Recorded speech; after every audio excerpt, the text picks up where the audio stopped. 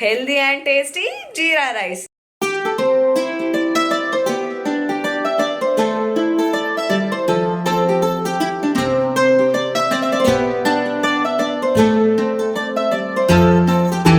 Hello everyone, welcome back to my channel Anjali trends. ఈరోజు ఒక మంచి రెసిపీ వీడియోతోనైతే మేము ముందుకు వచ్చేసాను. అదేనండి healthy and tasty jeera rice.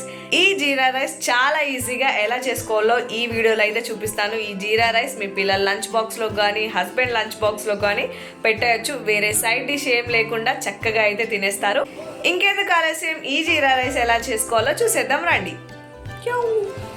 చూస్తున్నారు కదా, ఇవి అనమాట మనకు జీరా రైస్కి కావాల్సిన ఇంగ్రీడియంట్స్. జీలకర్ర, ఎల్లిపాయలు, మిర్చి, కొత్తిమీర, ఇంకా కళ్యామాకు అనమాట. చాలా తక్కువ ఇంగ్రీడియంట్స్. కావాలంటే మీరు ఇందులో జీడిపప్పు కూడా వేసుకోవచ్చు. ఫస్ట్ అయితే స్టవ్ ఆన్ చేసుకొని ఒక గిన్నె అయితే పెట్టుకోవాలి. దీంట్లో చాలా తక్కువ ఆయిల్ అయితే వేసుకోవాలన్నమాట. మీరు ఆయిల్ ప్లేస్లో కావాలంటే నెయ్యి కూడా వేసుకోవచ్చు. సో కొంచెం ఆయిల్ హీట్ అయిన తర్వాత దీంట్లో మనం ఎల్లిపాయలు పొట్టు తీసి పెట్టాము కదా, దాన్ని కొంచెం కచ్చా పచ్చగా దంచుకొని వేసుకోవాలన్నమాట. దాని తర్వాత 2-3 మిర్చి కావాలనుకుంటే మీరు ఒక మిర్చి ఇంకా కొంచెం ఎండుమిర్చి అయినా వేసుకోవచ్చు. దీన్ని కొంచెం వేగిన తర్వాత, ఇవే కదా కొంచెం టైం తీసుకుంటాయి వేగడానికి.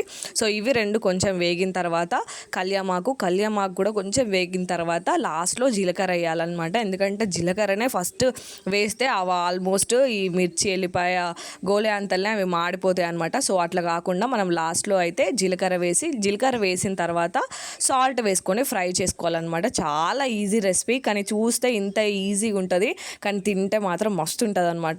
ఇట్లా ఎల్లిపాయలు బ్రౌన్ కలర్ అయిన తర్వాతనే ఆ ఎల్లిపాయ టేస్ట్ అనేది మస్తు ఉంటుంది. మీకు చూస్తే మాడిపోయినట్టు అనిపిస్తుంది, కానీ అది మాడిపోయినట్టు కాదు. అట్లా ఫ్రై చేసిన ఎల్లిపాయలు మనం జీరా రైస్లో అట్లా నోట్లో వేసుకున్నా కూడా నవిలినా కూడా మస్తు టేస్ట్ ఉంటుంది అనమాట. మీరు ట్రై చేయండి. అట్లా వేగిన తర్వాత జీలకర్ర వేగిన తర్వాత సాల్ట్ కూడా వేసేసుకొని మంచిగా ఫ్రై అయిన తర్వాత మనము కుక్ చేసి పెట్టుకున్న అన్నంని వేసేయడమే అనమాట. వేసేసి మంచిగా జీలకర్ర అంతా కలిసేదాకా కలుపుకోవడమే, అంతే. చాలా సింపుల్ రెసిపీ అనమాట. చూడడానికి ఇంత సింపుల్గా ఉన్నది, కానీ తింటే మాత్రం మస్తు టేస్ట్ ఉంటుంది. టేస్ట్తో పాటు ఎన్నో ఆరోగ్య ఉపయోగాలు అయితే ఈ జీరా రైస్తోనైతే ఉన్నాయన్నమాట. జీలకర్ర బెనిఫిట్స్ మీకు సపరేట్గా నేను చెప్పనవసరం లేదు, చాలా వరకు మీ అందరికీ తెలుసు. మనకు వంటగదిలో ఒక అద్భుతమైన ఐటమ్ ఏదైనా ఉందంటే జీలకర్ర.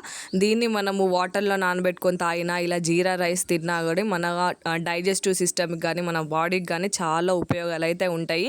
ఇలా వారానికి ఒకసారి డిన్నర్లో అయినా లేకపోతే లంచ్ బాక్స్లోకైనా మీ పిల్లలకు కానీ మనం కానీ తింటే మాత్రం చాలా చాలా హెల్త్కి మంచిది అనమాట. సో చాలా సింపుల్ రెసిపీ. కావాలనుకుంటే మీరు జీలకర్ర ఇంకొంచెం కూడా ఎక్కువ వేసుకోవచ్చు. నేను వీడియో తీసుకుంటూ వేసేసరికి నాకు కొంచెం జీలకర్ర తక్కువ అయినట్టు అనిపించింది. జీలకర్ర ఎంత ఎక్కువ వేస్తే అంత టేస్ట్ ఉంటుంది అనమాట ఈ రైస్కి. అట్లా అని మొత్తం గుమ్మరిగా కులి జీలకర్ర చాలా బాగుంటుంది జీలకర్ర ఎక్కువ వేస్తే అనమాట. కానీ మెయిన్గా జీలకర్ర మాడకుండా చూసుకోండి. అలా లాస్ట్ మినిట్లో వేసి జస్ట్ ఒక 1 మినిట్ అట్లా రోస్ట్ చేసినట్టు చేసిన తర్వాత వెంటనే రైస్ అయితే వేసేయండి, మాడగొట్టొద్దు.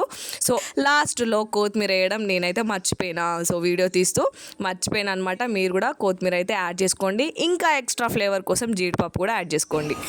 చూసారు కదా, జీరా రైస్ అయితే 2 నిమిషాలలో అయితే రెడీ చేశాను. ఈ జీరా రైస్ మీ ఇంట్లో వీక్లీ 2 టైమ్స్ అయినా చేసుకోండి. చాలా హెల్దీ, జీరాతోని చాలా హెల్త్ బెనిఫిట్స్ ఉన్నాయి, మీకు కూడా తెలుసు కదా.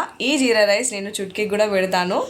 మేము చేసుకున్నప్పుడల్లా చుట్కీ కూడా తింటుంది అనమాట. అందుకే కొంచెం మిర్చి అయితే తక్కువ వేస్తాను. ప్రిపేర్ చేశాను కదా, ఇప్పుడు టేస్ట్ ఎలా ఉందో చూసి చెప్తాను.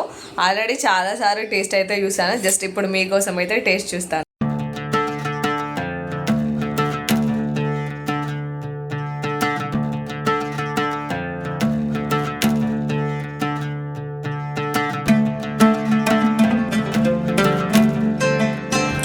చూడండి, ఇట్లా ఒక్క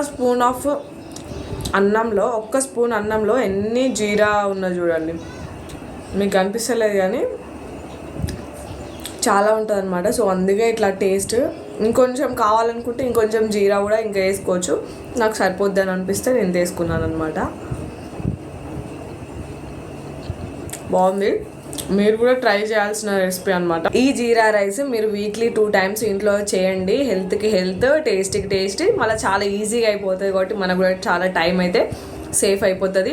మీ పిల్లల లంచ్ బాక్స్లోకైనా లేకపోతే మీ హస్బెండ్ లంచ్ బాక్స్లోకైనా ఈజీగా పెట్టచ్చు. ఇంకా ఏ సైడ్ డిష్ కూడా అవసరం లేదనమాట. మేమైతే మా ఇంట్లో ఇంకా వేరే సైడ్ డిష్ అయితే ఏం పెట్టుకోము, డైరెక్ట్ ఇట్లనే తినేస్తాం అనమాట. ఎలా అనిపించింది వీడియో? నచ్చిందా? నచ్చితే ఏం చేయాలో తెలుసు కదా. Like, share and subscribe to my channel. Bye bye.